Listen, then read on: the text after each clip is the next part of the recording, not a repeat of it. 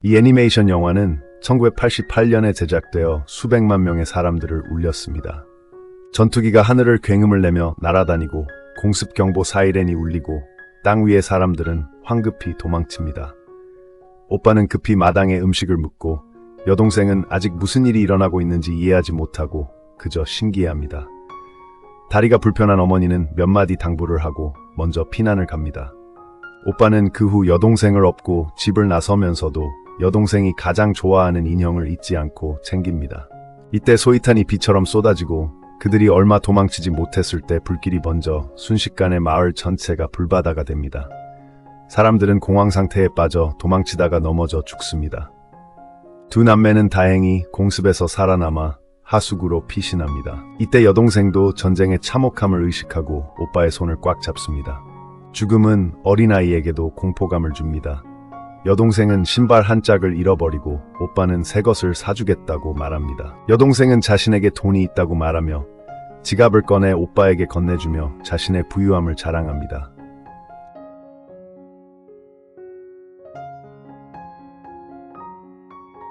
짧은 평화의 시간이 지난 후 방금 전까지만 해도 번화했던 마을은 이제 폐허가 되었습니다. 그들은 길을 따라 걸으며 이 재앙의 참혹함을 직접 목격합니다. 마침내 학교에 도착하고 이곳은 임시 집결지이며 부상자들이 치료를 기다리고 있습니다. 이때 한 숙모가 오빠를 찾아 어머니가 다쳤으니 빨리 가보라고 합니다. 오빠가 급히 건물로 달려가 보니 어머니는 심한 화상을 입고 온몸에 붕대를 감고 있습니다. 오빠는 슬픔을 참고 여동생에게 사실을 숨기고 어머니의 반지를 건네주며 잘 간직하라고 당부합니다. 치료를 받을 여건이 되지 않아 어머니는 곧 세상을 떠납니다. 어머니가 돌아가시자 두 남매는 숙모 집에 의탁하게 됩니다. 오빠는 폐허가 된 집으로 돌아와 이전에 묻어두었던 음식을 모두 파냅니다. 숙모는 이렇게 많은 음식이 있어서 기뻐하고 두 남매의 어머니가 돌아가셨다는 사실을 알고도 크게 슬퍼하지 않습니다. 어쨌든 이 시대에는 죽음이 너무나 일상적인 일이 되었습니다. 오빠는 숙모에게 여동생을 계속 숨겨달라고 부탁하고 이때 여동생도 돌아와 사촌 언니가 사준 새 모자를 자랑스럽게 보여줍니다. 저녁 식사 후 오빠는 여동생을 데리고 밖으로 나가고 여동생은 반딧불이에 대해 호기심을 갖고 그들은 들판에서 반딧불이를 쫓아다니며 그 희미한 빛은 항상 고요한 밤을 이상하게 밝혀줍니다. 여러분의 어린 시절에도 저렇게 깜빡이는 빛을 쫓아다닌 적이 있지 않나요? 오빠는 여동생에게 눈을 감으라고 하고 주머니에서 과일 사탕을 꺼내 여동생의 입에 넣어줍니다. 단맛을 느낀 여동생은 기뻐서 뛰어다니며 라라라 라라라 라라라라 노래를 부릅니다.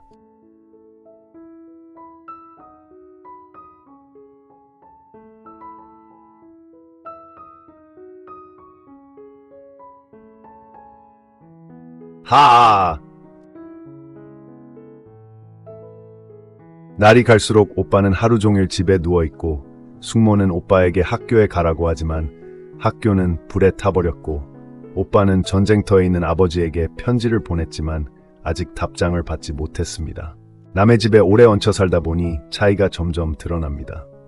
오늘 숙모는 큰 냄비에 죽을 끓였는데 숙모의 자식들은 밥을 가득 먹었지만 두 남매는 죽 몇 그릇만 먹었습니다. 삶은 계속되고 사람들은 생존을 위해 여전히 바쁘게 일하고 있습니다. 하지만 오빠는 하루 종일 여동생을 데리고 놀러 다닙니다.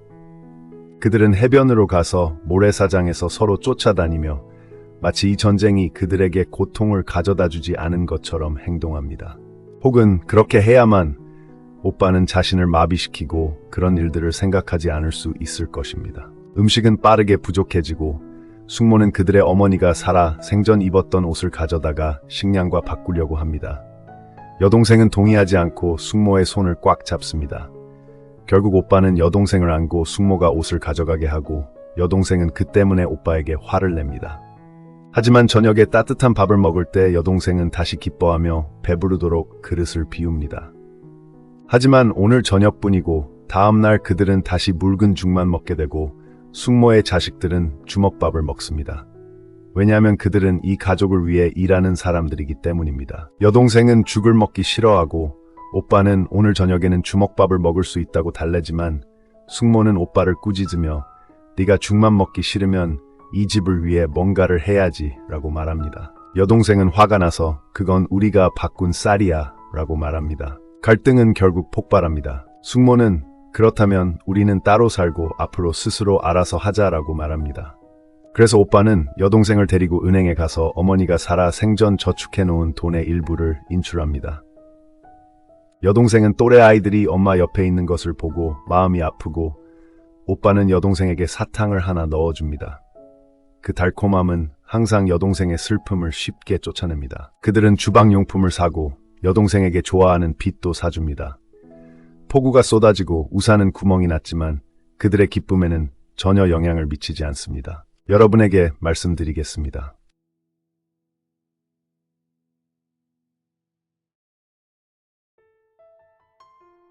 두 남매는 배불리 먹는 경우가 거의 없었고 음식도 금방 바닥났습니다. 정부가 매달 지급하는 식량도 턱없이 부족했습니다.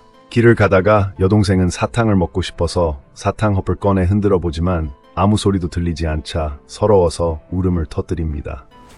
오빠는 사탕 헛을 받아 능숙하게 바닥을 두드리고 사탕 소리가 들리자 여동생은 곧 울음을 그칩니다. 오빠는 사탕을 손에 쏟아붓고 안에는 3개의 사탕과 약간의 사탕 부스러기만 남아 있습니다. 여동생은 사탕 부스러기를 핥아먹고 나머지는 상자에 보관하지만 사탕도 금방 바닥납니다. 하지만 오빠에게는 방법이 있습니다. 그는 사탕 상자에 물을 가득 채우고 계속 흔듭니다.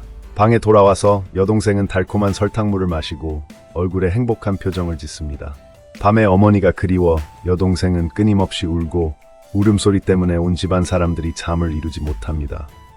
오빠는 어쩔 수 없이 여동생을 업고 밖으로 나가고 이때 다시 공습경보가 울리자 그들은 급히 버려진 대피소로 피신합니다. 다음날 오빠는 피아노를 치면서 여동생을 불러 노래를 부르고 숙모는 또 꾸짖습니다.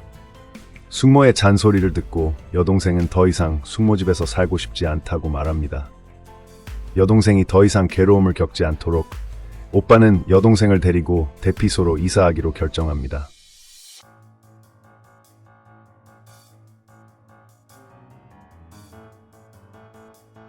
그래서 두 남매는 짐을 챙겨 숙모에게 작별 인사를 합니다. 숙모는 두 남매가 떠나는 모습을 보며 마음이 복잡합니다.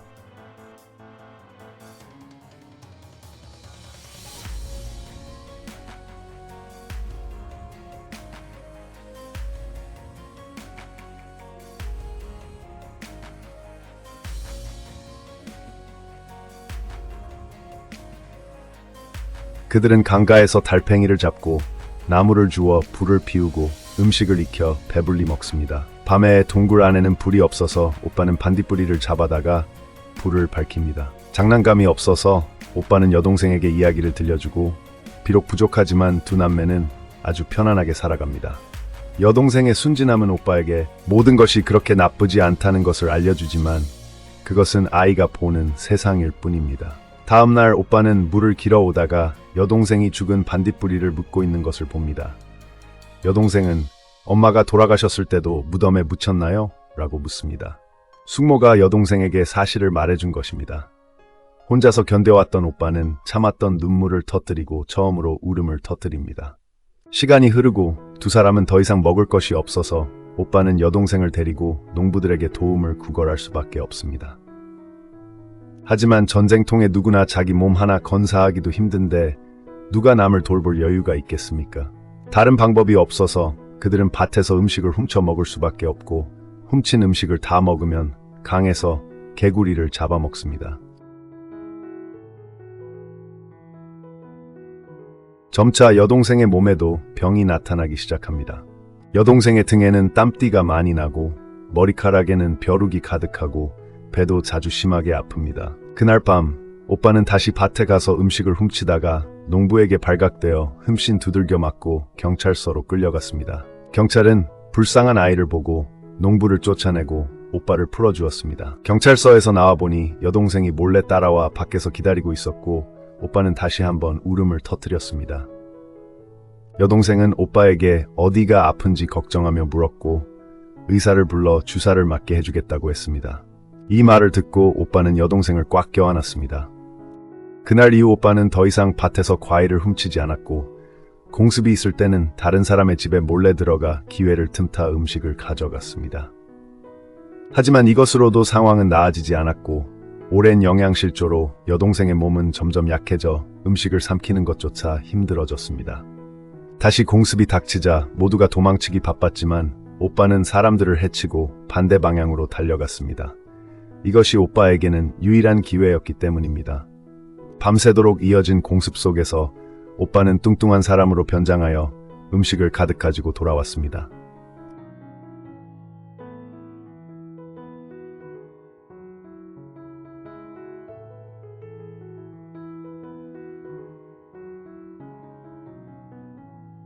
하하.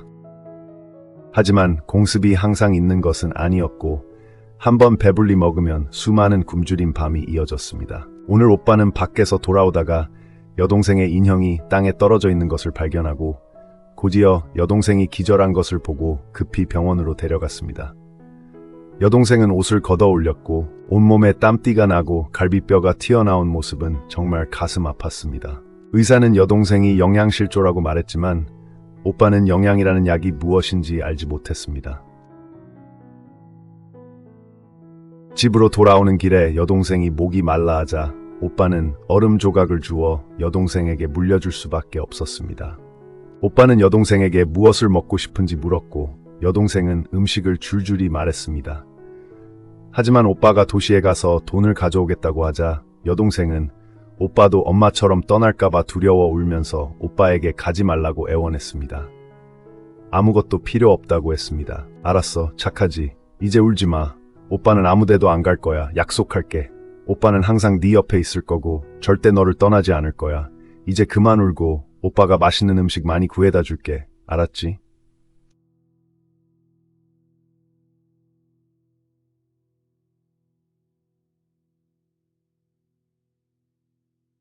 오빠는 은행에 가서 어머니의 남은 저축을 모두 인출하여 여동생에게 맛있는 음식을 사주려고 했지만 뜻밖에도 자신의 나라가 패전했다는 사실을 알게 되었습니다.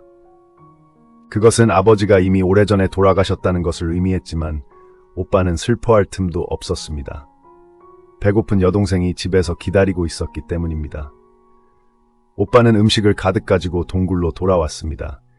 여동생은 이미 말할 힘도 없었고 인형과 사탕 상자를 껴안고 침대에 누워 무언가를 씹는 듯 했습니다. 오빠가 꺼내서 확인해 보니 여동생은 단추를 가장 좋아하는 사탕으로 생각하고 있었습니다. 여동생은 힘없이 오빠에게 밥을 먹으라고 했습니다. 너무 배가 고팠던 여동생은 흙을 밥 모양으로 빚어 먹었던 것입니다. 오빠는 수박을 꺼내 작은 조각을 떼어 여동생의 입에 넣어 주었습니다. 여동생의 손바닥에 수박을 놓아주고 오빠는 여동생이 가장 먹고 싶어 하는 음식을 만들러 갔지만 이미 너무 늦었고 돌이킬 수 없었습니다. 여동생은 끝내 오빠가 가져온 맛있는 음식을 먹지 못하고 그렇게 수박을 껴안은 채 다시는 깨어나지 못했습니다. 오빠는 말없이 여동생의 시신을 껴안았고 눈에 보이는 것은 모두 살아있을 때의 여동생에 대한 기억뿐이었습니다.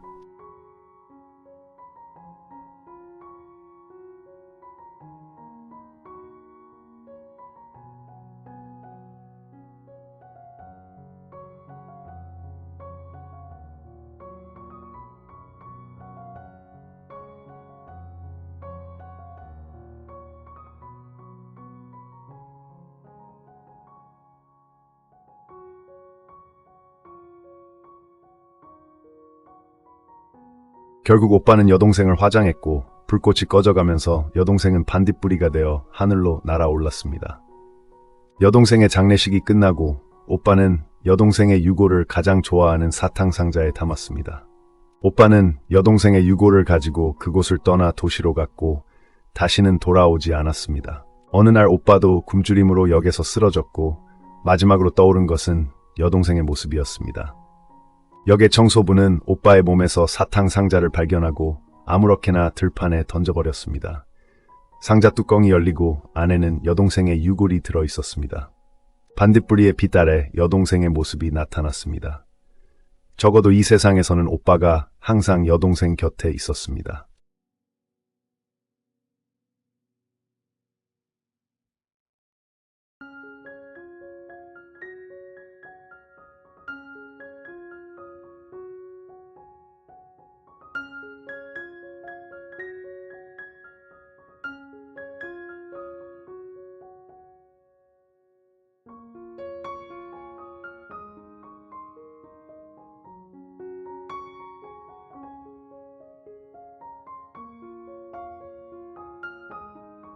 반딧불이의 묘는 스튜디오 지브리에서 제작하고 타카하타 이사오가 감독한 작품으로 1988년에 개봉했습니다. 이 영화는 영상미가 뛰어나고 영화 속 두 남매의 모습은 감동적이며 각 인물의 개성이 뚜렷하게 묘사됩니다. 하지만 영화 속에서 감독은 패전국의 비참함을 더 많이 묘사하고 당시 자신들이 침략자였다는 사실을 인지하지 못하는 모습을 보여줍니다. 이것이 이 영화가 엇갈린 평가를 받는 이유이기도 합니다. 단순히 이야기의 관점에서 영화 속 오빠를 논하자면 그는 비극을 피할 기회가 있었습니다. 만약 그가 숙모집에서 게으름을 피우지 않고 여동생이 병에 걸렸을 때 일찍 돈을 꺼내 치료했다면 결과는 달라졌을 것입니다. 하지만 결국 그는 어린아이일 뿐이고 어머니를 잃고 어린 여동생을 돌봐야 하는 모든 압박감을 혼자 짊어져야 했습니다. 그는 하루 종일 여동생을 데리고 놀러다니며 자신을 마비시키고 슬픈 현실을 외면했습니다. 세상은 변하고 있는데 그는 과거에 갇혀 있었던 것입니다. 여동생의 순수함은 그에게 모든 것이 그렇게 나쁘지 않다고 말해주었고 여동생이 병에 걸리고 나서야 그는 비로소 깨닫기 시작했습니다. 여동생을 위해 목숨을 걸고 음식을 훔쳤지만 이미 너무 늦었고 두 남매의 결말은 비록 가슴 아프지만 당시 수많은 가족들의 비극 중 하나였음을 인정해야 합니다. 마지막으로 세상에 더 이상 전쟁이 없기를, 세상에 영원한 평화가 있기를 기원합니다.